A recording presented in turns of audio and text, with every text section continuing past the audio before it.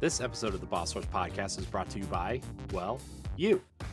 If you want to learn how to support our family of podcasts, head over to patreon.com/Phorce Media or search for us on the Patreon app on your smart device. Thanks for helping us build something better.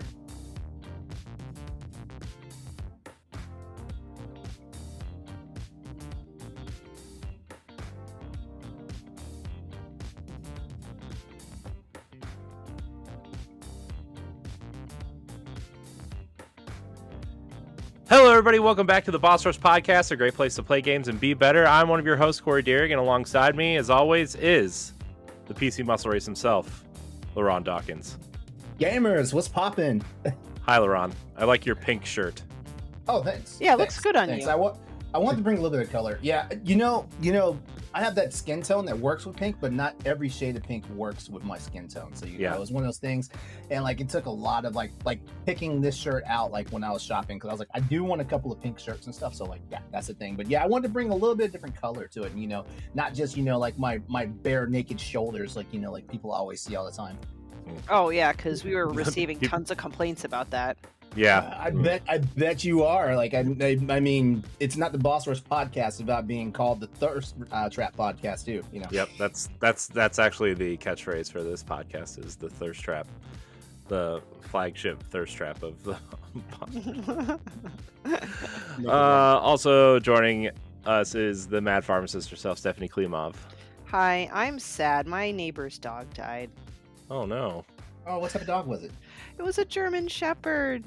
Oh. She was so sweet, and I go for my runs every day, and my neighbor flagged me down, which I thought was unusual, and he goes, I know you're really close to her, but we had to put Sadie down. I'm like, no! So I'm sad. But I'm happy I'm here. I'm happy you're here too. I mean, talking about dead dogs. I don't know. It was the first thing that came to my mind. Oh man.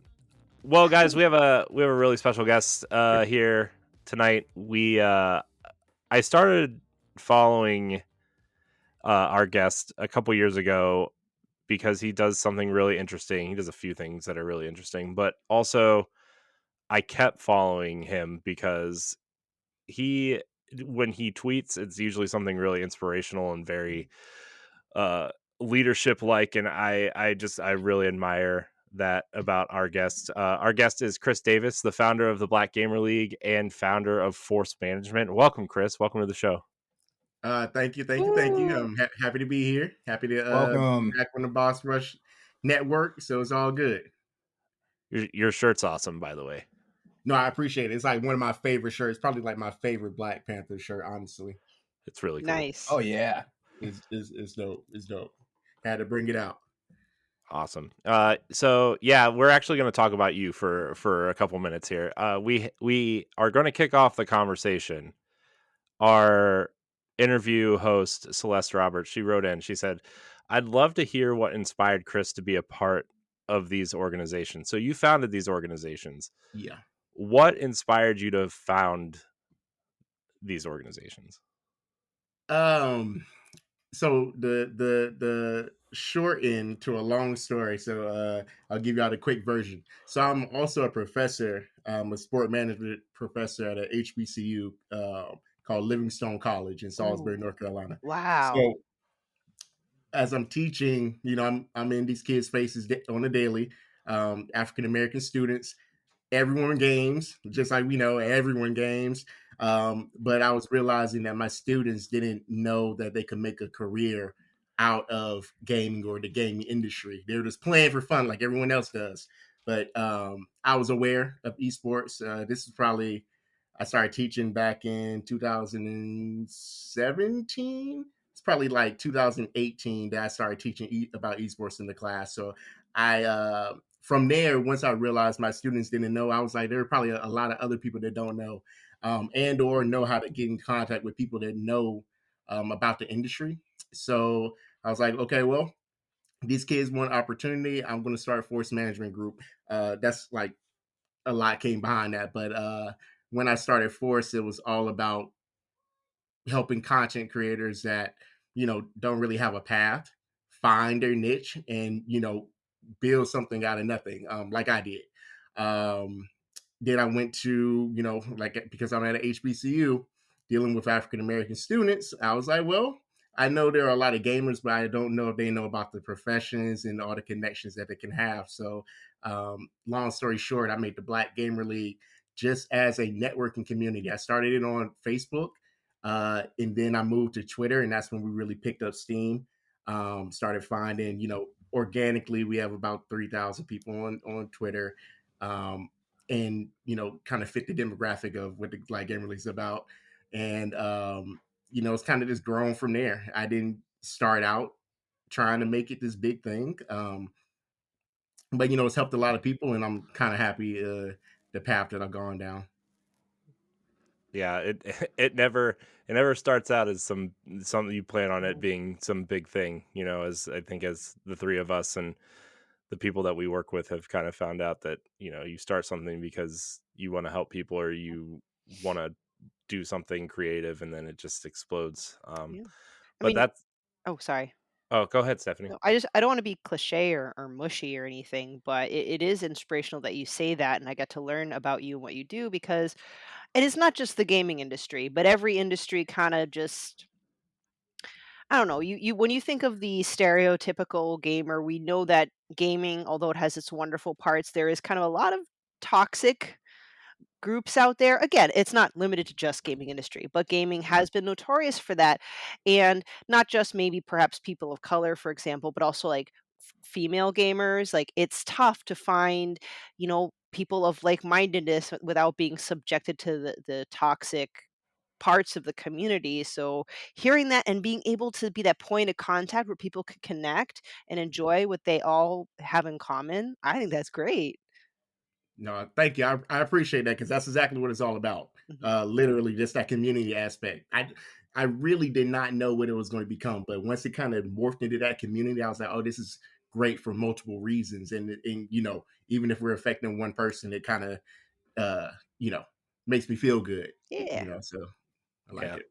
It's super cool. I mean, like I said, I've been following you because I think you do a lot of great things from a leadership perspective. And I mean, not that we interact a whole lot, but I I really just admire what you're doing, and the fact that there's all this there's all this cool stuff behind it is super cool. And I didn't even know that you were a professor either, which is, I mean, that's cool in and of itself. But uh I yeah, appreciate it, bro. Thank you, thank you. That's all I can say. I appreciate it. Seriously. yeah, and we can talk off air at some point, but like anything that we can do to help promote it too, throw an ad in a podcast or obviously just basic retweeting stuff or whatever.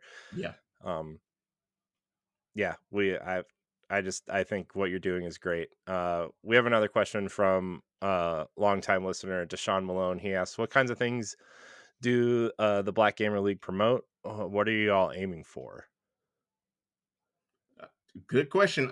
So basically we promote anything that is, so it started as a networking community, but now it's like kind of morphed into not just being about gamers, but being about Black content creators in general, entertainers in general, any artistic, people are doing cosplay, people are artists, people are musicians. We're kind of supporting the whole spectrum, and connecting everybody. So, but beyond making those networking, you know, things happen, we're all about networking in the sense of pairing people up. So, it's not just let's get together and game, is let's build, get people on projects together. Let's basically make sure that we're not shut out of a industry that is white male dominated, especially on the profession side.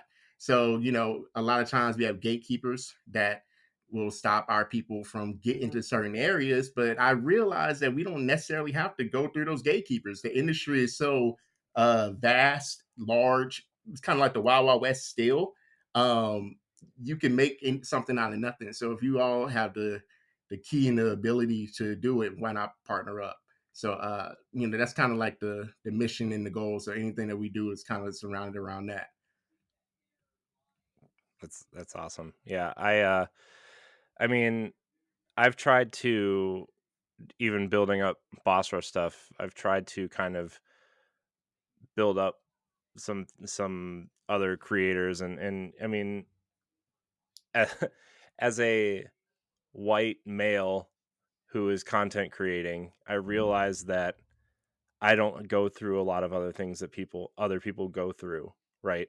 Whether it's racism or sexism or I mean, we're seeing a lot of stuff with the LGBTQ side, and especially with Harry Potter stuff right now, right? With Hogwarts Legacy. And when my friend Ed and I started this, and Jesse to an extent, I was like, I don't care who people are or what they look like. I just, if they want to create something, we should just let them help us and let them do something. That was kind of like the overall goal. And like, I mean, obviously Stephanie and LeRon are here now. They don't look like me. They don't, I mean, but again, that kind of We happened. don't. We don't. I mean, LeRon, we're basically brothers,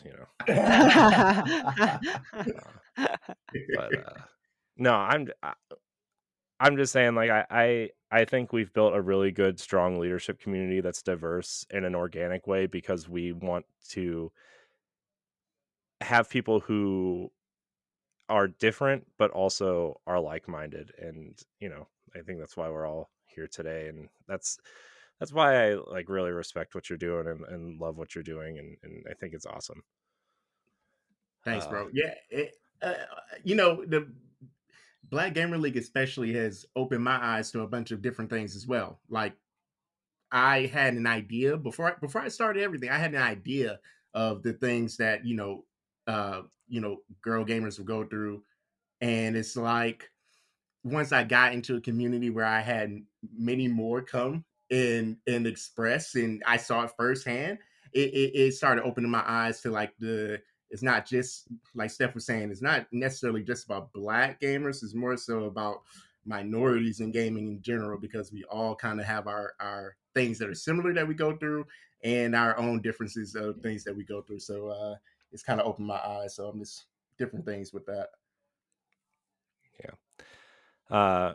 Well, that's awesome. Thanks again for coming on. I've been wanting to ask you to come on for a while, and then we finally got it done. So I think what you're doing is great. I think you're great, and I'm glad you're here to podcast with us. So we're gonna talk about what we've been playing. Chris, since you're our guest, we're gonna start with you. What are you playing? What's cool? What's in your platform of choice, I guess? Yeah, so disclaimer, every game that I play now can be cut off within seconds because my kids run my life. So Yep. I can't just sit down like I used to and really dive in. Mhm. So I'm a big franchise player on Madden. I'm a sport management professor, so like I go through and I do like all the finance and stuff, all the nerd stuff in the game. Actually running the teams, I do Mhm. that. I have to Yeah. before we get into it, I have to talk about Madden real quick. Okay. So I used to love Madden. I used to buy it every year. I used to run franchise mode into the ground. I used to play online all the time. And then somewhere in the mid 360 to maybe beginning of the PS4 Xbox One generation, Madden started not it started not feeling right. Like, I mean, on an old podcast I used to do, we used to talk about how we wish we had like Madden 2004 remastered or something with Yeah, yeah, updated yeah. graphics, right? Because like running the ball felt great, playing defense felt great, and now there's just, not that the animations and everything aren't impressive, but I feel like sometimes there's too many animations going on to where like, oh, I used to be able to pick the ball off when but then you have to have like the lunge, jump, grab animation to the point where it's like late or you're out of position. Have they fixed Madden? Because like I have Game Pass, so I downloaded the 10-hour trial. I Yeah, download yeah. a 10-hour trial every year to try to figure out if I'm going to actually play Madden this year. And every year it's like, I don't know, maybe. And then I'll play a couple games online, and then everybody will quit online, and then I'll start a franchise mode. And I have they fixed Madden? I say yeah. So specifically, what you're talking about was it was like a cheese jump move where you can defend or you can defend really well. But Hmm. uh, in my opinion, I think they have, especially with next gen. The next gen Madden is like it's great to me. It's great to me. They fix all the little bugs. It's more realistic. And like I said, I play franchise mode and I play online mode majority of the time. So it's real smooth. It's fun to play. Honestly, I think it's good. I haven't stopped playing. So they just added Madden 23 to Game Pass. I should probably download it then, huh? I say yeah, Okay. definitely. Um, so my mix my game playlist right now is really weird, but like I said, it's because of that kid rule I just told you about. So the next game that I play majority of the time is actually an older game, Worldcraft 3. Mm. So like I play Warcraft and just get on there and just go against the computer all day, then go online and get killed and then stay with the computer. So my That thing with sounds the fun. elves. So it's like a really random game that I don't really hear a lot of other people playing. They're not playing World of Warcraft. I'm playing Warcraft 3. So Yeah, I Nice. had to make sure I heard you correctly when you said that just now. I was like, wait, what? Yeah, yeah, man. Warcraft 3 is dope. I've been playing it man since I was a teenager. It's one of my favorite games. So once I got I have an Asus gaming computer. Once I got the gaming computer, I just started playing it and downloaded it again and been addicted. Easy to play. Nice. There's always that one game that sticks with you throughout life, and it's always like good comfort food to go back to, right? Hmm. Exactly. I just like building. Hmm. Same thing with franchise mode, anything like that. It's like building. So it's Yeah, dope.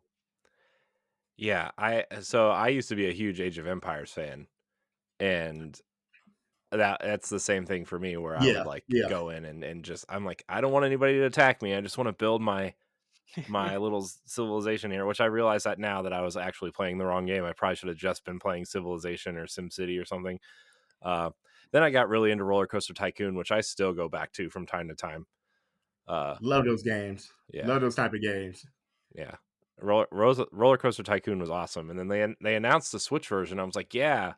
Then I was like, oh, it's on Switch. It's probably not gonna be great. And spoiler alert: Roller Coaster Tycoon Adventures for Switch is not good.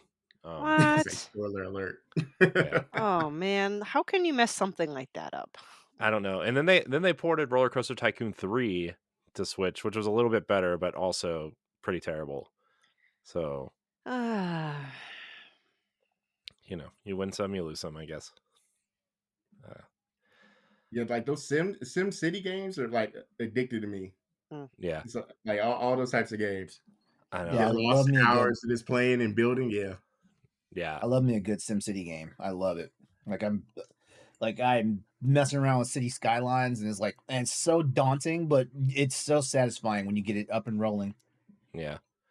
Man, I could never sit and play those games anymore just because again, two small children and other things going on now that like I don't have time for that stuff, but once in a while I'll go back. So, It's gonna keep calling you back every time. I know.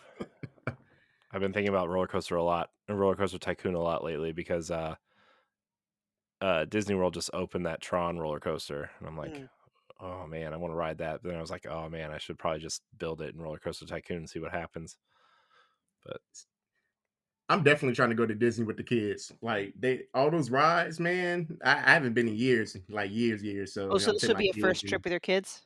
yeah. Whenever you First big trip I would call it because we're definitely probably have to get on the plane, go to Florida. We're in North Oh, Carolina. mhm. mm, yeah, it's we just went last year with my kids, and it was aside from the 2 days we got stuck in the random hurricane that happened. Mm. It was really fun. So It's all right. The first big trip I wanna take with my son,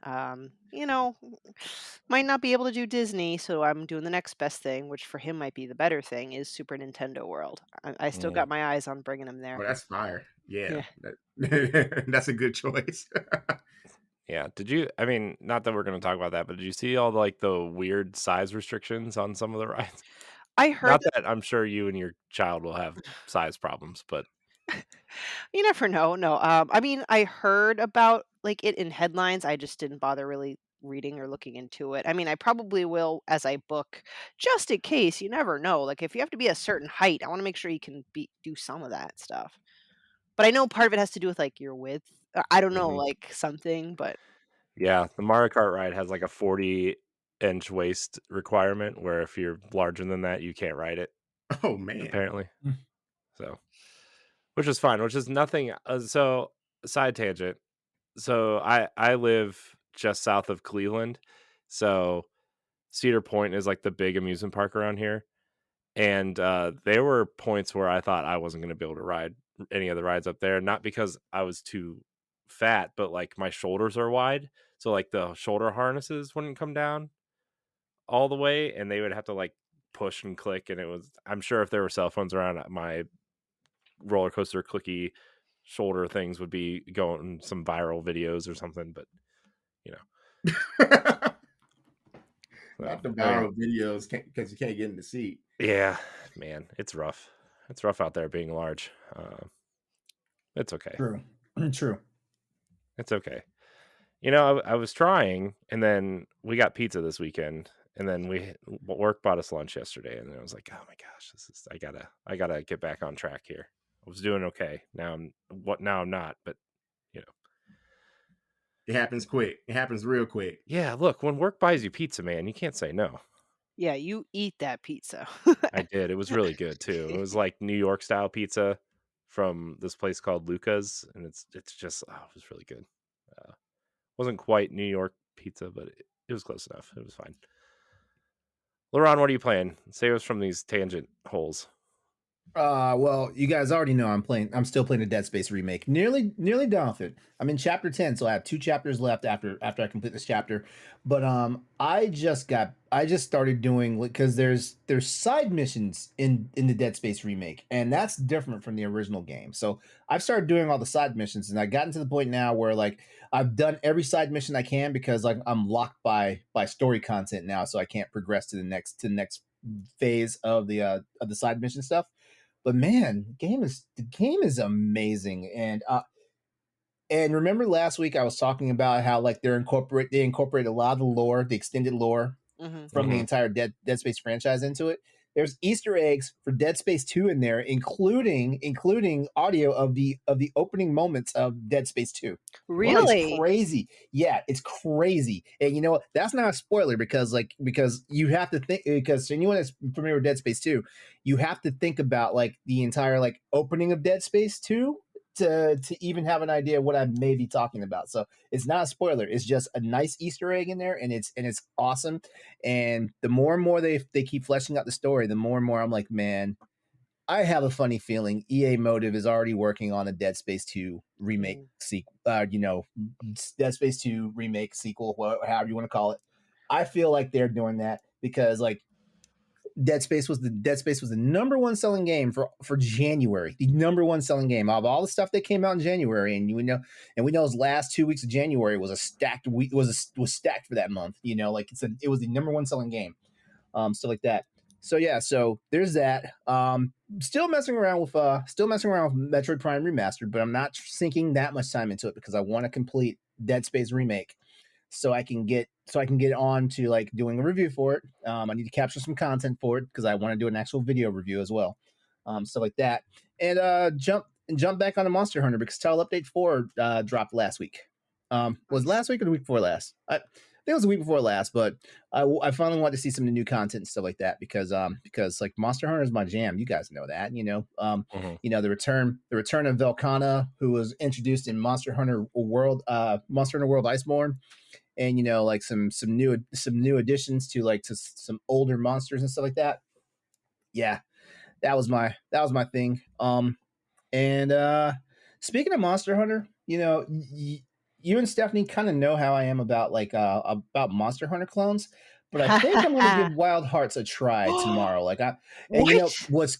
what's kind of aggravating me is that I'm gonna have I've always had a problem with Monster Hunter clones. Like they never scratch the itch. Like Capcom just perfected the formula, and other people have tried to copy it or do their own things with it and whatnot. And it just has never like clicked with me. Like like think of like Soul Sacrifice for PS Vita. The what's the freaking I always call it Code Arms, but that's not it. It's that series. It got like 4 games. Like it started on PS Vita and then kind of just like kept going. I got it. Okay. Yes. Oh, that's the game. God Eater. Like I think there's 4 games. 4 God Eater games. I know for sure there's 3, but I think there's 4. And like it didn't matter, especially because like when Monster Hunter made the jump to from PlayStation Portable to Nintendo DS. Like it kind of left a hole because like I was not ready to buy a Nintendo handheld at the time and stuff like that. So it kind of left a hole there. So I was dabbling with all these Monster Hunter clones, and none of them was just ever scratching the itch and stuff like that. So going back to this Wild Hearts game, I'm seeing a lot of it, and I'm like, some people are with because like the review embargo like lifts tomorrow morning for the game. Like it's February 15th right now. The game will be out February 16th by the time everyone's heard this is hearing this podcast.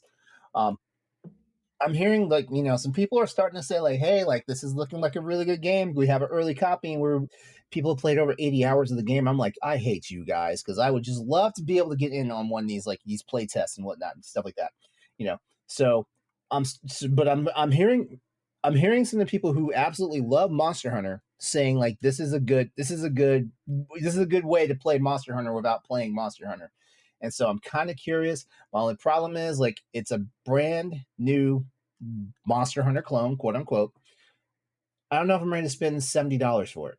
I don't know, but I feel like, and I know we talked about this a couple episodes ago in Boss Rush, like that FOMO factor. Oh my God. I'm kind of feeling it right now. And if I wind up spending $70 for a game and I only play like 15 hours of it, I'm gonna be so mad. A game that has like massive replayability, because Monster Hunter, like I dare say I have over 500 hours sunk into Rise and Sunbreak, and that's the current Monster Hunter game. Well, LeRon, I think you should count the number of articles that you've been writing, because there's a reward system for a certain number of articles that you write where you can get a game. Is that going on for this? Is that going on for the month of February? It's been going on like always. Yeah. Oh, it has? Okay, I Yeah. thought it was just like a certain time specific one. But you know what? Don't tempt me, because you guys know I can roll out some articles when I want to. Hey, blocks renewed. Well, not renewed. Blocks like cashed in on that. I cashed in on it. That's how I got my like Far Cry 6. I won one of those months. I remember that. I won one of those months. Okay, well, just saying, Yeah, because there's going to be a lot of $70 purchases this year. So I know, right? This is only mid-February, and like March is coming, and I've already dubbed it March Madness. As a matter of fact, every week that we talk about games on Crossroads in the month of March is just going to be March Madness week. Wow. Yeah, because we have a new and notable game segment on the Crossroads podcast that we basically spotlight like games that are coming out on every week and stuff like that, and we talk about the ones that we think should be on your radar and stuff like that. So yeah, like it's just gonna be March Madness the entire month. But that's everything I've been playing. So yeah, Dead Space remake, which I will probably have. I hope that beat by the end of the weekend, because like nice. I'm enjoying it. I like the average player like me that plays games like this, I would have already beaten that game by now. Like I probably would beat the game like a week after it came out and stuff like that. But I've been enjoying it, and also like I'm an adult, so I have adult things to do. So I have to work. I have to like tend to a relationship. I have to make sure that the house stays lit up and has power and heat and all that stuff. So you gotta do those things. So sometimes, and I produce a couple of podcasts a week. So there's that. Yeah. So, but hopefully I'll get some downtime between after I beat Dead Space to play more of the Metroid Prime remaster, because you know what, this is the game I was asking for, but this is the game. This is the game I did not know I fucking needed until they dropped it last week. Can we talk about Metroid Prime real quick? Like, go. So, okay, so all we've been talking about, I feel like, on Boss Rush since I think like maybe Bayonetta came out, right? Bayonetta 3, or I mean, we talk about it often, but like Bayonetta 3, Pokemon, performance issues, Mario plus Rabbids, that kind of thing, like just performance issues and the Switch not being powerful enough. And when you put Metroid Prime in, and I know it's a GameCube remaster, but like all the art's been reworked, and Iron Galaxy did a lot of asset flips, and Samus is a different character model, and they made it Pause widescreen. for a second. Iron Galaxy. I was talking trash about them because I felt like they did not do justice to the Uncharted Legacy of Thieves port for the PC. I'm not sure if they did it for PlayStation 5, but I know for sure like they did it for PS4. And I was talking about some things, and I was like, man, like Iron Galaxy, why didn't Nixus just do this one? But here Iron Galaxy did this Metroid Prime remaster. Okay, changes my opinion about those guys right now. Well, Right now. we the fact that this game is running at full 1080p and 60 60 frames a frames, second 60 frames. flawlessly with like new assets and new renders of models and everything. It's just like this game is running on the Nintendo Switch. This looks like a modern FPS. Like okay, yeah, granted, it has an art style to it that lends itself well to Nintendo and Yeah. that kind of thing. But like that opening cinematic, when you see the planet, when you see Town 4, and you see the asteroids tumbling through space, and you see the lighting on the asteroids, and then like the camera pulls back and you see the space station for the first time, and Samus's ship fly in and she jumps out, right? And like this game looks incredible, and it plays incredible. So much nostalgia, and the crazy part is like I will finally get a chance to beat the game because you guys know I have a horrible track record of buying games, starting them, and never beating them. But Shocker. I have a very good feeling that this game is finally getting beaten. Yeah, it's man, a lot of scanning though. You could have done with like 40% less Yeah, scanning, but yeah. I don't remember that much scanning, and trust me, I played a good grip of it on the GameCube. And yeah. speaking of, let's think about this for a second. The GameCube is a system that it only had 24 megabytes of Mhm. memory. Yeah. So the Switch with all its available RAM and stuff, now, like, man, like it looks like a masterpiece. Yeah, this game is incredible. If you have a Switch, you should probably check out Metroid Prime. It's Yeah, like man, for real. I Oh, can't believe how good it looks and runs. Like I thought at this visual fidelity it would run at 30 frames, right? Which is like what I expect on Switch. No. This game. yeah. I was shocked. I was like, this is moving like 60 frames. This is moving like 60 frames. And Mhm. and then I saw like it wasn't Digital Foundry did breakdown, it was somebody else. MVG, modern video gamer. Mhm. And he broke it down and he was like, this is running in 1080 60. And I was like, woo! Yeah. I didn't want to believe it.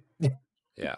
And it feels like Oh, even the Switch has 4 gigs of RAM versus 24 megabytes of RAM on the GameCube. So just think of Mhm. that.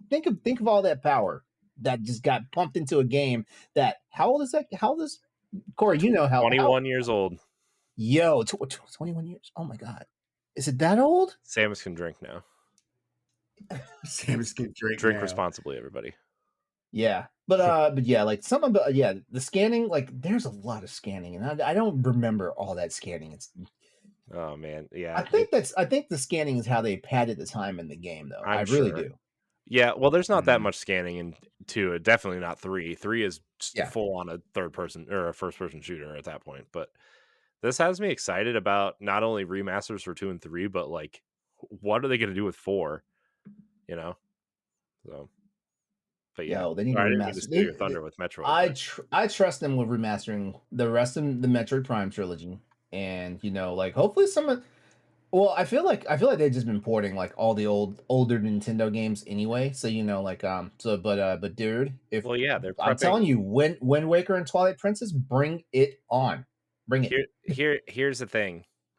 Ed and I were kind of talking about this the other day on, I don't know if the episode released or not yet, on Next Gen Nintendo, and I think the next system's coming in the spring of 2025. They have That's my about feeling too. That's my about feeling too. 2 years of space to fill with games, and Metroid Prime 4 is going to be the swan song.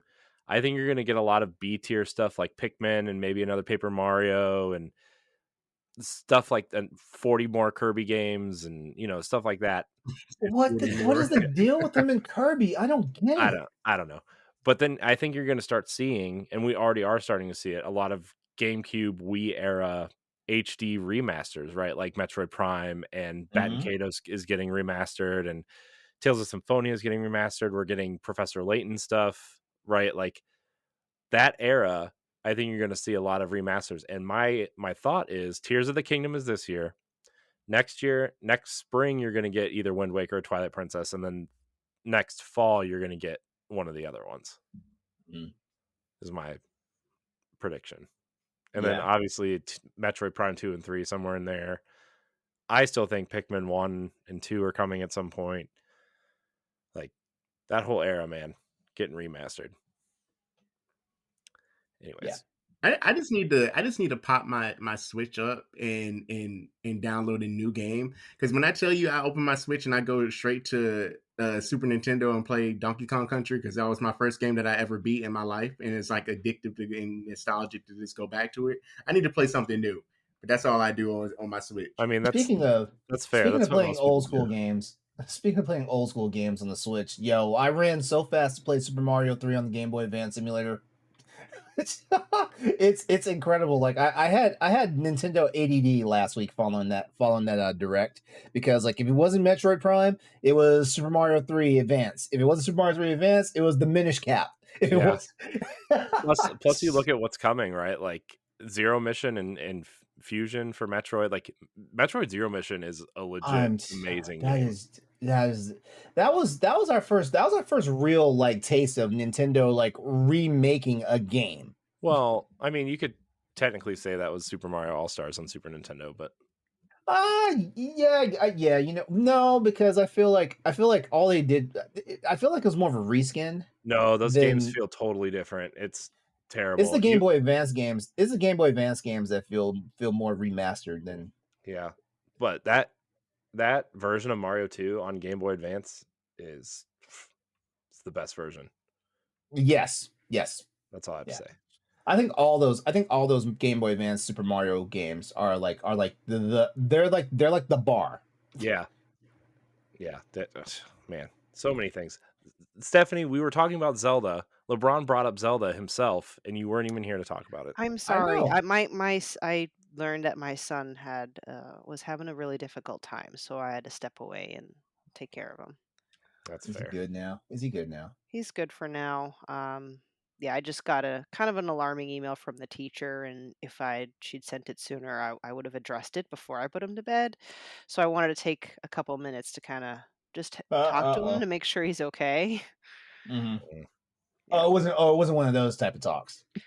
Oh, no, no, he didn't do anything wrong, but he had apparently a very bad day at school, and I just like, Hmm. wow, like I, I didn't want to be a terrible parent and just spend the whole afternoon with him without even asking him. Like, Yeah. there was a little bit of like, not big at that age, huge bullying, but it had to do with a little bit of bullying and feeling a little overwhelmed. So I was like, ooh, I better check in before he falls asleep.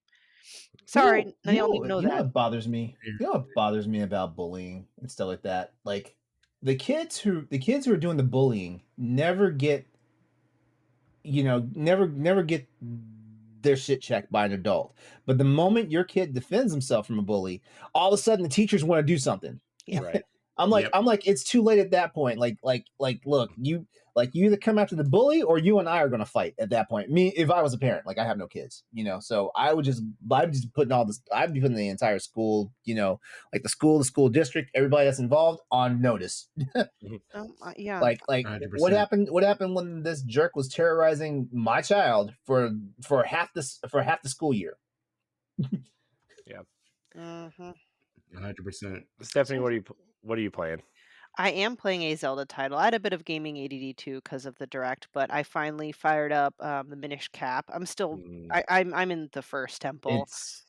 It's one of my it's favorites. one of the I've best. I've always loved the top down era of Legend of Zelda and the Minish Cap. I feel like the Minish Cap was the high note following Link to the Past. Hmm. Yeah, I mean, I've always heard people talk about it and that even though that game's not really recognized like in a popular sense like Ocarina of Time or Breath of the I don't Wild. understand But why. like a lot of the real Zelda enthusiasts said Minish Cap is just a gem, like an underrated gem. So like I never played it because I just couldn't. I didn't have the Game Boy Advance. That was just something not intentionally skipped. Given my age and budget, like various factors, I missed out on that. And Mhm. that's why I'm happy that there are a lot of these games that either are being remade that I missed or being ported to. So I'm like right on it. When the Oracle games come out, guess what? I'll be playing the Oracle games. So there's all Oh, these yes. extra Zelda titles and I'm a Zelda lover that I can finally have it. Minish Cap, perfect. And yes, I'm thoroughly enjoying it. And I'm obviously still kind of early, but I'm loving it. I love the music. I love the graphics. It's a lot of fun. You know what's funny about all 3 titles you just brought up? The Oracle games and Minish Cap? Made by Capcom. All Capcom Zelda games. Mhm. Yeah. So, Capcom, man. In other words, Nintendo needs to hand Zelda over to Capcom. I don't know about 2D. At hands least, over. at least the Mhm. 2D and the 2.5D versions. Yeah, I wouldn't mind another 2D Zelda from Capcom. Agree. But yeah, so that's one part. I'm still keeping up with Last of Us for the show, but I've kind of slowed down. Like I played the heck out of it to reach a certain point where I can kind of take a couple episodes off. Um, because I've put most of my hours into Hogwarts Legacy. I don't know, Corey, if I need to make a disclaimer every time I talk about Hogwarts Legacy Nope. about the whole separating the artist from the art and blah blah blah and all that stuff. I'm not trying to like make light of it. It's just that I really don't know if this is something I have to say every time beforehand. Yes, LeRon. Actually, you know what? Let's go ahead and let's just squash that thing right now. It is obviously apparent that because of the way the game has pre-sold, and all the stream time that's been put into the game, and it's gonna sound weird when I say it like this. Gamers have a different priority, So it's all these other jackasses out there that are trying to make a stand, and like it's really simple to like break this down. Like where's your battle at? Because like if you're gonna turn around and battle all this stuff, you're not the same.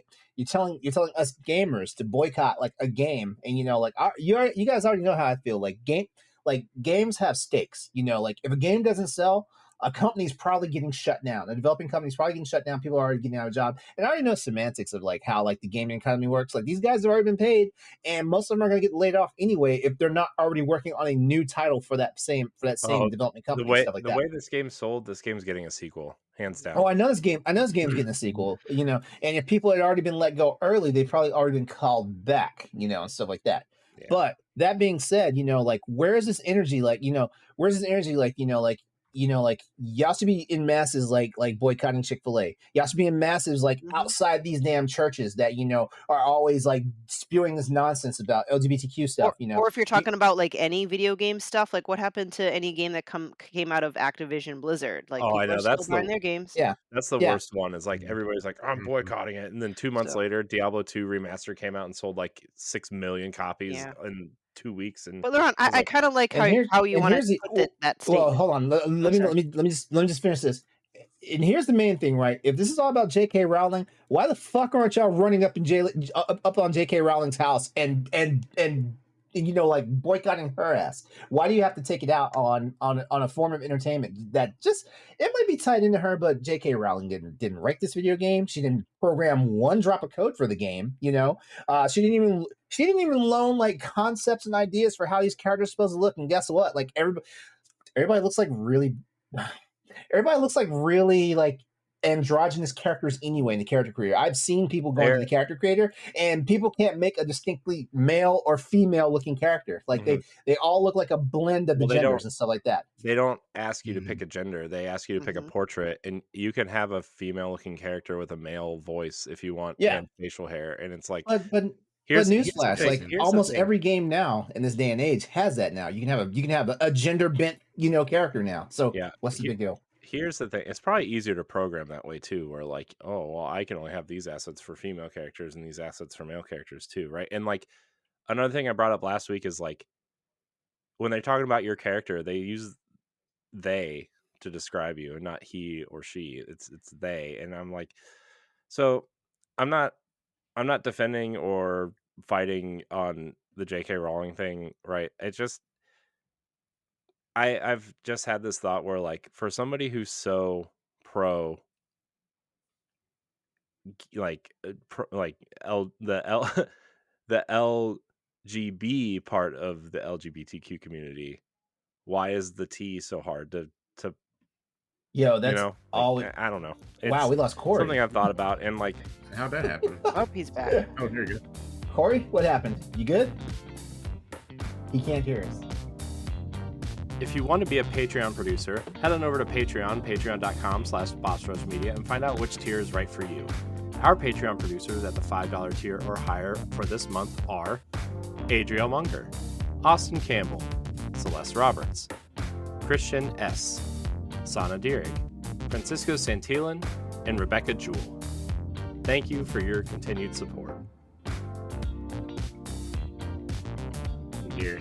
Anyways, Stephanie, you can continue. Oh, yeah, sure. So I'm just going to make my one-time disclaimer, and I'm not going to re-explain myself. So first of all, everyone has their own right to their own opinion. That seems like the most obvious thing ever, but I feel like I have to talk to a bunch of, like, 5-year-olds. I hate to say it when that happens, because I've seen people on the internet that are literally using the word Nazi, and I don't think the word Nazi is a word that you should be throwing around lightly. Yeah, maybe there might be some actual real Nazi-like people out there, but my point is there's certain words, certain terms that you just don't sling around willy-nilly. And some people I've have followed, well, not like because of that they're literally calling the devs Nazis. I'm like, that's kind of a stretch to call the dev the Dumb as Nazi. shit.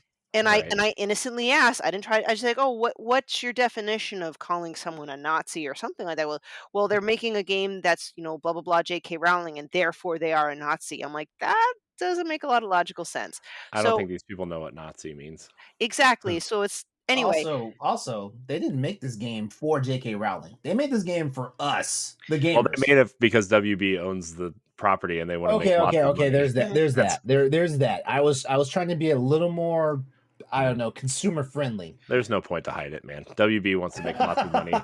Well, but yeah, they're just something that bugs me when, people are like calling other people Nazis when they're not really a Nazi. I'm like, save that for the real shitheads out there. But anyway, my choice to play the game one, yes, I did grow up with the Harry Potter universe, and I want to be able to enjoy the art even if separated from the artist. Like I'm a person that does affiliate to that belief, and I could. I'm going to eventually write an editorial because this is a conversation that could go hours, right? But I also take the approach of what if a person that came from a different reality stepped in, picked up the controller, and played Hogwarts Legacy. I can guarantee you 100% that the first thing they would think of has nothing to do with transphobia, because there are trans characters in the game. There are there are actually several LGBTQ references in the game. And for me, they feel natural. They don't feel forced. It's not patronizing. It's just and not only that, not just that, there's also just diversity via race as well. Diverse races, diverse genders, diverse, sexual orientation and designation. So I'm judging Hogwarts Legacy by Hogwarts Legacy, how it's made and executed. And to me, there is no notion of transphobia in there. And therefore, I think it's okay for me to enjoy the game. That's my rant. Going forward, when I talk about this game, like, just listen to episode 170, okay? Yes, I've been playing Hogwarts Legacy. I love this game. It is gorgeous. I'm playing on fidelity mode. Um, it is overwhelming, but in a good way. I took a screenshot of a hippogriff flying, like during a cutscene. The details of the feathers on this creature, every single brick of the castle, it is absolutely gorgeous. You could tell that these people put the love and time and care into this game. And I do believe that it is so fun and well made that a Harry Potter fan can play it and enjoy it. And a non-Harry Potter fan, someone who doesn't know a damn thing about the franchise, can actually play this game and still enjoy themselves because it's just well structured.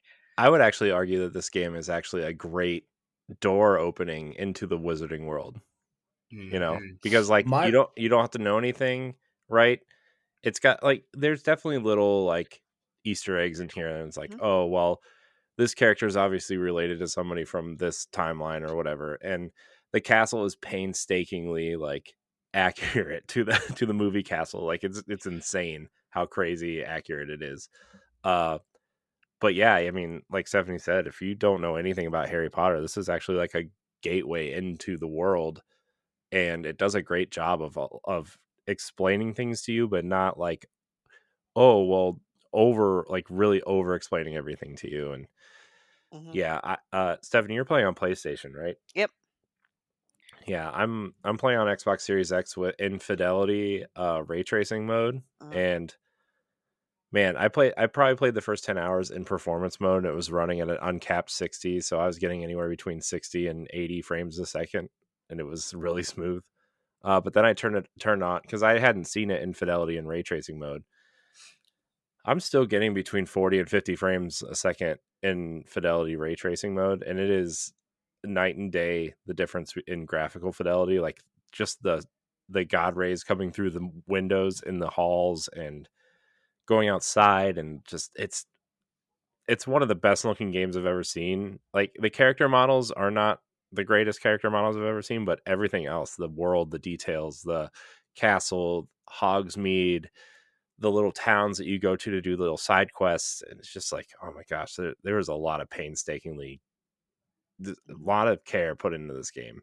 Yeah, and the UI, I think they've done a good job. It's the control scheme and everything is pretty intuitive.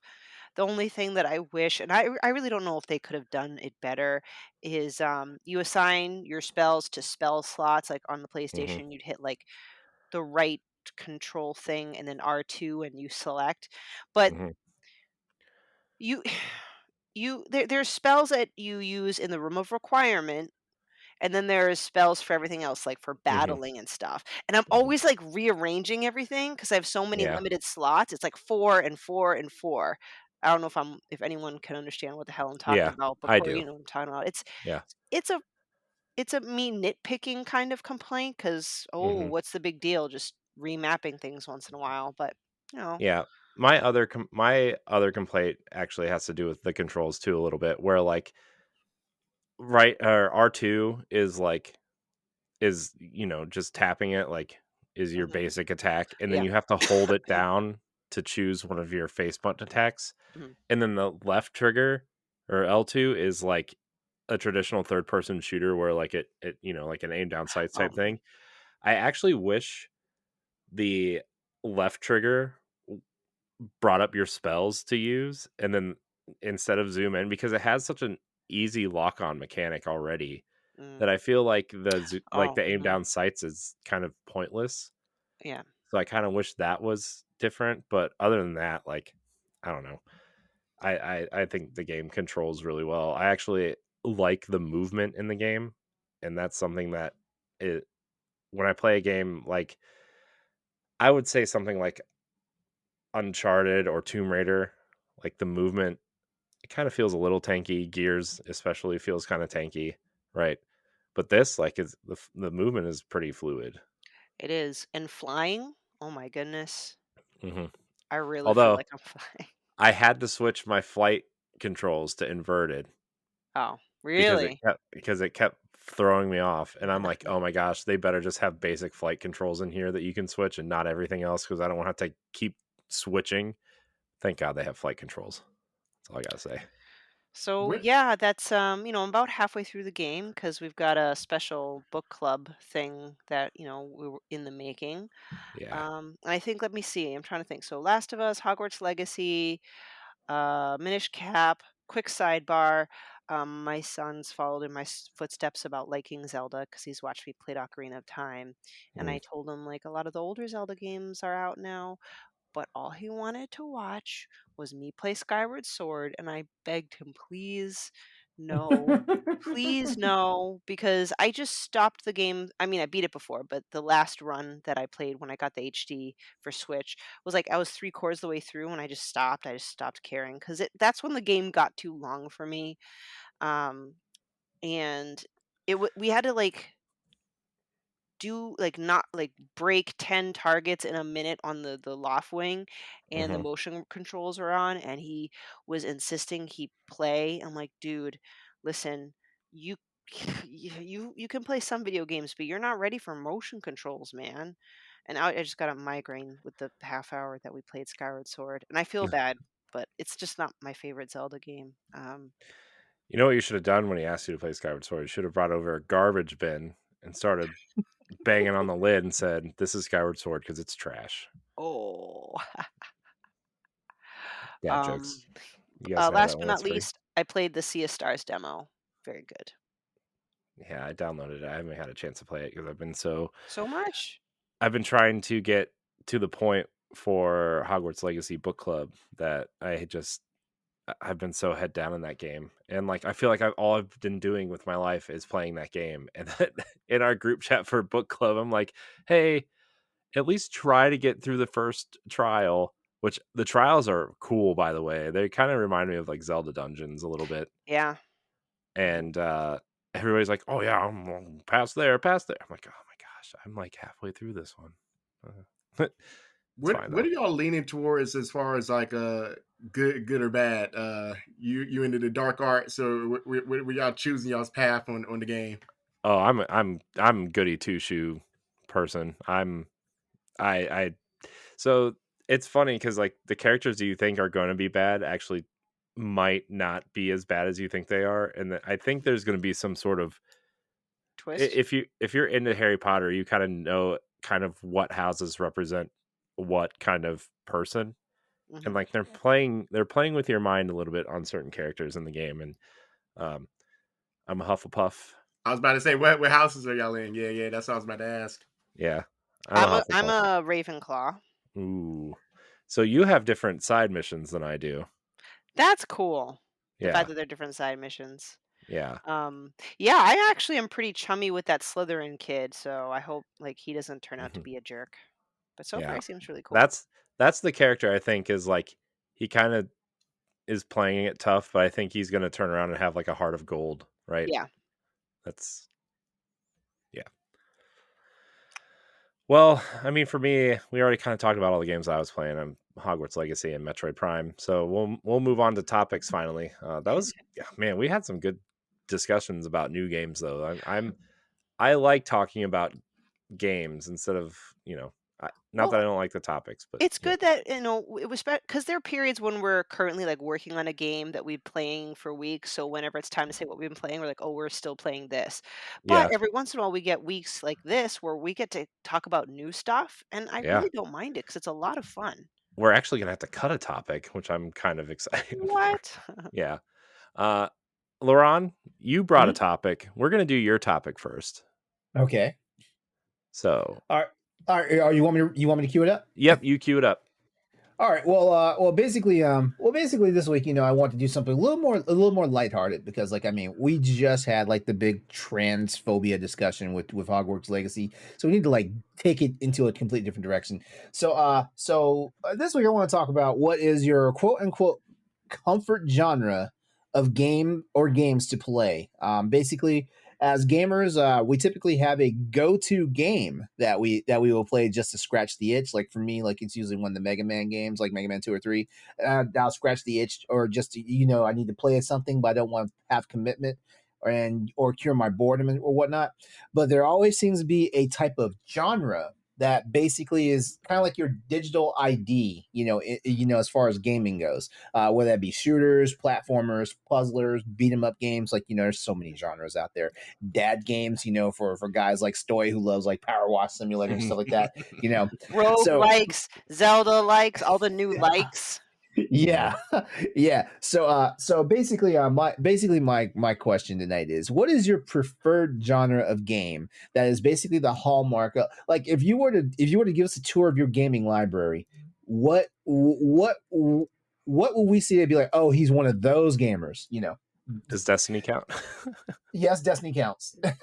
Well, Oh man. So yeah, man, we're gonna talk about Destiny a little bit for my topic, but so Destiny is the game. That's the comfort game, right? If I don't know what I want to play, that's the game I turn on. I'll uh go through, shoot stuff, run strikes, level up, all that stuff. But my library is actually mostly full of third-person action games. Like, here are my favorite games, and tell me if I have a genre. Okay, Breath of the Wild, Horizon Zero Dawn, Tomb Raider, Uncharted. Uh, like those are the types of games that I really, really, really Sounds like enjoy. you're in open world games. Yeah, Mm. well, Like action adventure. yeah, Tomb Raider and Uncharted are not very open world. Yeah, they're more sandboxy, but the other ones you named are open world. Yeah. Well, I mean, so Horizon's more of like the Far Cry formula. Assassin's Creed Odyssey, another one that I was a comfort game for a long time. I like the third person action adventure games and with a little bit of an RPG element. That's just a comfort for me. Uh, I feel like I just know what I'm doing in those games. I like being able to see my character. I like to be able to have some sort of really action packed combat system that's easy to understand, but you can manipulate in a way that kind of goes to your play style, right? Like Horizon is a good example of like, oh well, obviously the basic mechanic is a bow and arrow, but like you can be stealthy and you can use the certain type of arrows to knock the dinosaur armor off, or you can set traps, or you can kind of use the basic arrows to perform headshots on smaller robots, right? Like it's I like the choice, but I also like the simplicity. And they're also pretty, I would say, story driven, but not so overly complicated. I think that's why I like Hogwarts Legacy also, because it's basically a third person action adventure open world game. But yeah, but then there's games like Destiny, and I've actually been playing a little bit of Halo lately too, multiplayer, uh, just because it's kind of fun. Uh, so I guess shooters too, but I wouldn't really call myself like a first person shooter guy. I just like Destiny and Halo, like they just comfortable to play. Yeah. Cool, cool. Who's next? Yeah. Who's next? I mean, I don't want to go in front of the guest, and I mean, if you want to go, Chris, or I can go if you still need Yeah, time. it's no problem. It's no problem. Yeah, so first of all, that's a good question, but if I could sum it up, I figured that I really like competitive games. So if it's some type of competition, no matter the genre, then it's like I'm down to play. I think it kind of goes along with the whole my time is cut up between my kids. So quick games, quick matches, anything like that. It's like I'll play basically the games that are co-ops. So, when I do get to play, I try to play with my friends, whether it be sports games, shoot games, Fortnite, anything that we can, talk, get on the mic and talk. That's what I like to do. So I think that's where I get my most of my comfort from. Did you get those? Did you get that LeBron and Patrick Mahomes skin in Fortnite this weekend? I did not. I already had a LeBron skin. I'm kind of stuck on uh I'm a big My Hero Academia Okay. fan, so I'm stuck on having All Might as my skin. I don't really want to put it up yet. Yeah, so I wasn't that into Fortnite. I'm still not. I wouldn't say I'm like really into Fortnite, but like when my nephews come over, I'm like, that's really all they want to play with me, and I'm like, okay, well, if I'm gonna play with you, I gotta at least look cool. So I got a couple of the skins, right? Like I did get the LeBron one this weekend, which was good because I bought it 3 hours before the store refreshed, and then it was gone. I It's was like, gone. oh, well, Yeah. that's cool. Uh, I mean, so yeah, Fortnite is fun. Like I stopped playing it for a period of time because it was like people talk so much shit about Fortnite. But then I got back on. I'm like, no, this is like it's just pointless fun. Like there's yeah, nothing to hate about. I like all the Yeah. customizations. I like so like one of my favorite movies is Ready Player One, and I like the aspect of going into a world and having your own. I wish you could do more in Fortnite, the hmm kind of like a Grand Theft Auto type yeah. situation. But I mean, I just like that customization that they incorporate all those IPs and it's dope. It's crazy how like all the crossovers are just it's nuts. We on on Nintendo Powerlock we lovingly call it the Smash Brothers of everything else, Yeah. and yeah, it's cool. I bought a few things. I bought the Giannis skin because I really like NBA 2K, and I'm like, well, Giannis is awesome, so I'm just gonna buy that. Man, it's so cool because he has this helmet, and like as you gain kills, it like starts electrifying, and his whole armor set starts electrifying, and it's super I cool. haven't seen that. Oh man, it's so cool. Yeah, Yeah, it's dope. Just like I said, I have an All Might skin, and then it's like a whole anime thing I have. I just realized, but like I have Master Roshi's turtle shell on All Might, and I have like Goku's staff. That's like the breaker. So I just like that you can just do all that and like make some things that you'll never see in real life. yeah, yeah. Fortnite, man. I don't know. I don't care if you like it or hate it. They're doing something. That game is Yeah. doing something. Mhm. So, All right. Well, for me, I kind of a two-parter because when I was younger, one of my comfort games is in a genre that I normally do not play. So I think it just was the game itself versus the genre, and that was Harvest Moon 64. Mhm. Um, it was my first ever farming sim type game. Other than, and before that for Sims games, it was The Sims. There was just something so peaceful and relaxing about this cute little chibi figure that you are, and you just mind your own business and have a farm, and like random stuff can happen to you because every time I replay it, like different things happen. And then I'm always like, oh, I got to get myself a wife. I'm going to give her a bunch of apples and she's going to fall in love with me. Like just stupid stuff like that. And it's very calming. Um, However, like it was the first experience because Harvest Moons after that really didn't have that same magic for me. Um, but overall, I think the bulk of my games, the genre that's the salt of my earth is kind of like Corey's, where it's basically any 3D action adventure game. And I know that's a very broad subject, but um, all the 3D Zeldas are action adventure. Zelda is kind of my mainstay. I love games like Red Dead 2. I like The Last of Us. I don't know. I can't think of anything like it. I don't know. I'm just kind of stumbling over myself. But there's just something about being able to maneuver in a 3D world and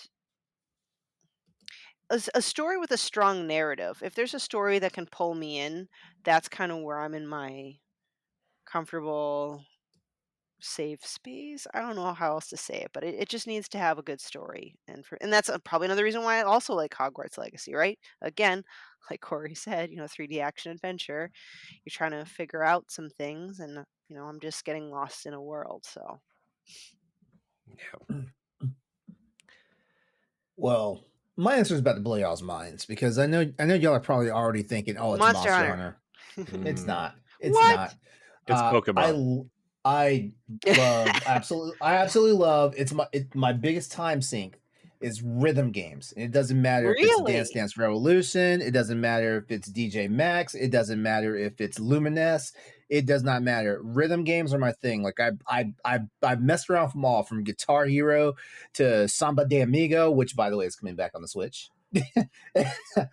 Stuff like that. Like I love rhythm games, and the cool thing about rhythm games is when sometimes I'm in an absolute funk, like number one thing for sure, you mix gaming and music together, and I'm there. Like I already like video game music as it is. Like I have tons of soundtracks in my music collection and stuff like that. So an interactive music experience is like the way for me to go. And the cool thing about it is like you can just pick up a quick game, play like 3 songs, and be done. And like your endorphins are just up there. Or you can just sink like 2 hours into it, waste like half your afternoon playing it, because you're playing music and because like you can, you getting in the rhythm and the groove and stuff like that, man. That's my thing. And I will I will just as quickly pick up a rhythm game as I will a Monster Hunter game or a Mega Man game or a Ghosts and Goblins game or an Uncharted game or Mass Effect game or a Metroid game. I will pick a rhythm game up just as fast, if not faster. Wow. All right. I see. I think my problem is I play so many random things. I feel like everything I play are my comfort games. It's like because I'm only picking the things that I know I'm gonna have fun with, the things that aren't going to stress me out, and the things I can just control. So it's hard. It's hard for me to answer questions like that because it's like I play like so many random things. I can't even put it down to one genre, honestly. Yeah. Yeah, I hear you. I hear Yeah. you. It's you know, because ultimately, in the day, like I want my gaming just to be able to provide me some joy and like some satisfaction, and that's really like my thing. So yeah, like and rhythm games, like it strikes that perfect balance. Like Tetris Effect. A Tetris Effect is an experience because like it's more ambient music, but man, Oh, Tetris it's Effect some is good stuff. amazing. Oh It's my some good gosh. stuff. And speaking of like music and stuff like that, like man, like playing the Metroid Prime remaster really makes me appreciate the soundtrack for that game because like another game that has music where like it's all ambient, but at the same time like it keeps you invested in the game itself. Man, what a man, Tetris Effect. Tetris is another comfort game for me too, where like Mhm. if I'm laying in bed and I just can't fall asleep, I'll just play Tetris for like a half hour and it'll just kind of like, you know. Is there like an online head-to-head mode? I mean, there's And Tetris 99 still.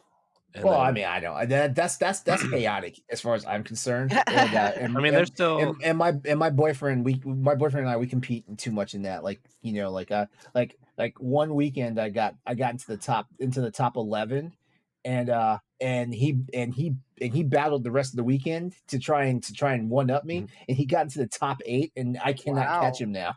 wow, Wow. And 8. man.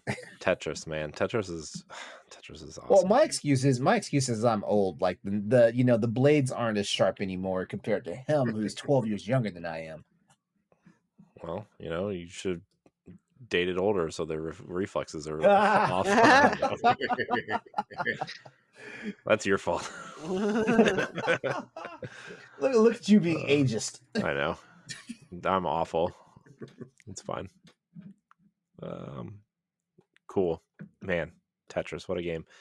All right, so we'll move into our last topic. We'll make it quick, just because we're running over on time a little bit. But my topic is trailers that get you excited and Ah. get you hyped because Mm. so Destiny kind of they had an in-game cinematic. It was the epilogue to the season, but also played as a prologue to the next expansion. Um, and for people who have been following Destiny for a long time, the original kind of shot of Destiny, and I think everybody who's even remotely familiar with Destiny knows the white orb that floats above the earth called the Traveler, and you just see Earth at the bottom of the image, and then you just see the white ball. Kind of looks like the moon, but it's not, and it's kind of floating above the Earth. But we've never actually seen that shot in Destiny, and I'm about to spoil Destiny for anybody. Although by the time this hits free feeds, the new expansion will have been out for a couple days, so you should have already played it. Mhm. I'm just saying. Thanks, you jerk. The end cinematic, man, of this season. So the Traveler starts. So the whole point of the season is like we're rebuilding the old Russian war mine Rasputin to try to help us fight the pyramid ships that are coming to invade Earth. And it's kind of like a Mass Effect Reaper situation, LeRon. Just kind of put it in a perspective for Mhm. you. Mhm. And they're coming, and the Traveler is the light that's going to protect humanity and the last city and everybody who resides there. Well, the pyramid ships are coming, and the Witness is coming. The Witness is kind of like the big bad of the game now, and the Traveler starts glowing, and everybody comes out of the tower, which is like the social space, but all the NPCs that we've all known, um, all of the characters that we've known over the last 8 or 9 years of this game being out, they show the original Guardians with the original armor sets that they used in promotional materials, like all these little beats of people who have been playing since Alpha, Destiny 1 Alpha. And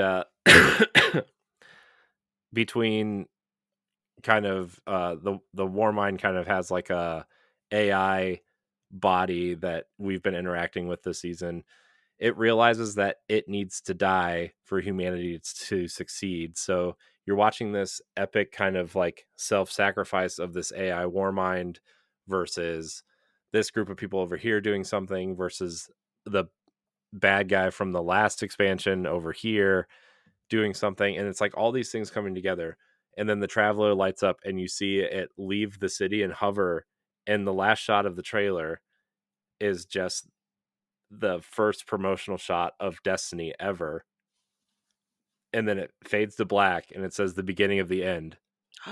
Ooh, that's clever. That's why you're so hype. That's like, why, because you've been there since the beginning. Yeah, I played Destiny. I played the D1 alpha. I've been playing ever since then. You know, at various degrees of obsession. But like just that shot and all of the characters and seeing the armor from the like some of the guardians they showed were characters from the character creator. When you're selecting your class, they showed that armor set, which we've never had in the game really either. And it's like it for people who love Destiny, this epilogue was like insane, full of Easter eggs and love and care and shout outs to the community, and it just this epic shot of the traveler floating above the earth, and then it fades to black and it says the beginning of the end.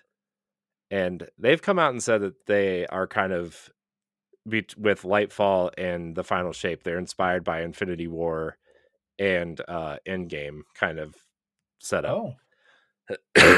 And we're kind of having our Avengers moment of bringing heroes from other races together to kind of fight the darkness. It's happening. It's like really happening. And we didn't know if it was really going to happen or not, but it's happening. And so we're on our way to Neptune to find the Cloud Striders, and we're getting a new subclass. And I want to know what kind of trailers got you really hyped for something either coming or maybe an expansion to something or maybe a new game.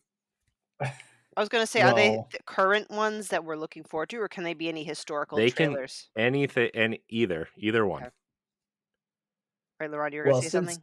Well, since you're talking about Destiny, like back when Monster Hunter World Iceborne was happening, when the final DLC event for Monster Hunter World Iceborne was the return of a monster from the original Monster Hunter game, and even though we'd already seen this monster, in action in Monster Hunter 4 Ultimate, like it was a joy to see it back. Like it was Fatalis. Fatalis was like the Black Dragon from the very first Monster Hunter game. The only way you could play Fatalis was you could only play it online, which means you had to play in the multiplayer environment. So you couldn't even play it offline. So it was an event, and it was a quest that took place across 4 missions, because the missions were time sensitive. Like you only had 15 minutes to fight this thing.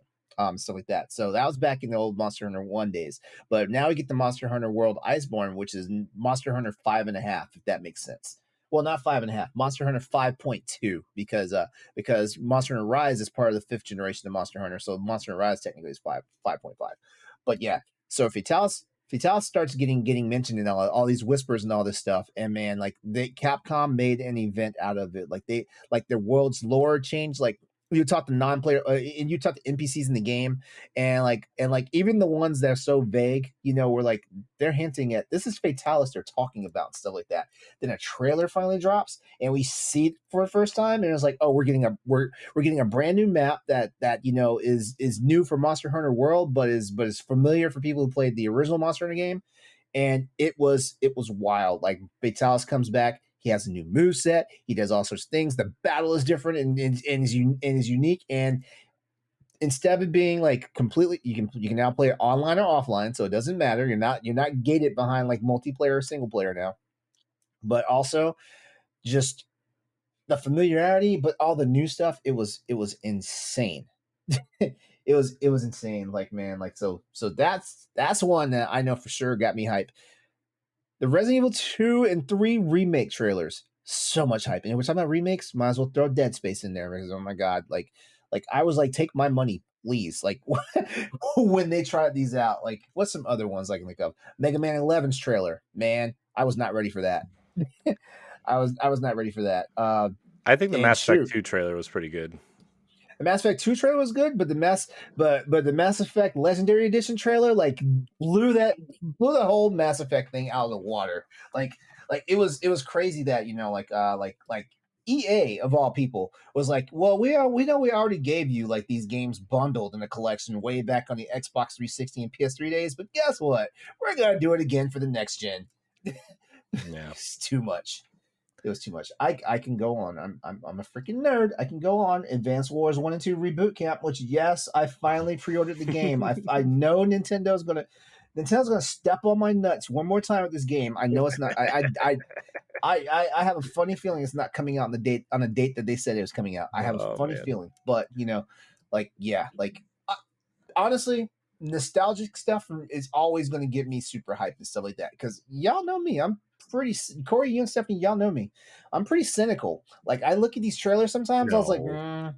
I'll wait for a review. I'll wait for Metacritic, and stuff like that, because like some of these games are too good to be true. Like let's look at all the games that were like spectacular in trailers and were so lackluster, when they got here and stuff like that. So I become a cynic in my 47 years. It's hilarious. Oh no. No. She's muted. She's muted. Oh, Yeah, I'm not she's muted muted. No, you were saying something. We could barely hear you. because my Yeah. microphone was up. Mm, For being a grumpy old man. That's all. Oh, here we go. The only so it's not going to be as good as y'all. Y'all got great explanations. But the only trailer that I got hype about recently was Tekken 8. Mhm. That's a good one to get trailer, hype though. about. Yeah, That's a good one to get yeah, hype about, that's the though. one Like that I'm a stood out. Tekken player. Yeah, that's the one that stood out to me. I'm ready for it. Customization, the new graphics, the controls. I feel like it's going to be a dope game. Yeah. I'm glad you said that because I forgot about this one. And I mean, Tekken 8 was great, but I think because it's been a while since I've been playing fighting games, because my cousin, who is a game dev and specializes in fighting mechanics, beats the crap out of all of us. So we never want to play with him. Is Street Fighter 6. Like, I'm actually, that's making me want to dive back in there. Hey, remember when he was on the show with us and I was like, "Oh, you count frames, don't you?" Remember? Yes, and he's like, "I do." Yeah. I'm like, "This is why I don't bother fighting him. I just don't." Like, You it's count I frames. I already lost, alright? Please. It's funny. Frame counters get on my nerves, and I feel like I should be a frame counter as much as I play fighting games, but I am not. I feel like that's too dorky for me to be doing. I just want to play the game. Yeah. Well, mine should not be a surprise when I say Zelda, but I don't know if you're thinking of the trailer it's not any of the Tears of the Kingdom trailer. It's that It's that 2016. first one they showed for Breath of the Wild, I don't know if it's right? the first one, it's the story trailer. Um Because I'm telling you, the first time I watched it, I'm pretty sure I almost cried, which I usually am not a crier when it comes to trailers. If I were to watch it like right now after this podcast ends, I would still get goosebumps. Even though I've Breath of the Wild has already come and gone. There's something about that trailer, the way the music crescendos and the voice like the voices in there. One of the most powerful trailers that will never fail to move me for whatever weird freaking reason. Um, and then in a less dramatic way, but it'll always stick with me and got me to purchase the game, even though I don't do roguelikes, is Dead Cells. I love their Dead Cells animated trailer. It was so flippin' hilarious and cheeky that I'm like, I'm gonna play this game. And they kind of went with that similar style of a trailer, sort of, for the Castlevania DLC, which is kind of, again, piquing my interest. I like, trailers weren't always really a big deal back then, but nowadays it's such like a big cinematic, you know, thing. But as long as the trailers are clever, you know. So that's why Dead Cells is memorable for me and Breath of the Wild story trailer is most memorable for me. Yeah, speaking of Breath of the Wild, that first trailer that they showed, what, 2014 15, 14 now at this point, of like they were showing him in the field, right? Link in the field, and they're like, "Oh, look at the grass wave," and then all of a sudden you see this explosion, and then you just see Link take off on the horse and the Guardian chasing him, and like we didn't know what any of that was at that time, but then they showed Link but backflip off the horse and pull out a bow and arrow, and like the arrow starts transforming. Like I was like, what is this, a Transformers game? Like I thought I was watching like some sort of slow-mo Michael Bay Optimus Prime unfolding here, but like, and then there was a lot of questions. Is that Link? Is Link a girl because he had longer hair? And like, obviously the game became what it became, and it's a great game, but like that was the first time we saw like, okay, this Zelda's going to be different from everything we've seen before. And that trailer was awesome. Man, that trailer was so cool. I really love what the video game industry has done with trailers. I don't think it's necessary, but I welcome it with open arms. It definitely helps with hype. Yeah. Well, guys, we did it. We did a show. We did the thing. We did. Chris, thank you so much for joining us tonight. Do you want to tell people where they can find you, where they can find your stuff? We'll definitely be promoting it, obviously, with the show and then beyond. Yeah, for sure.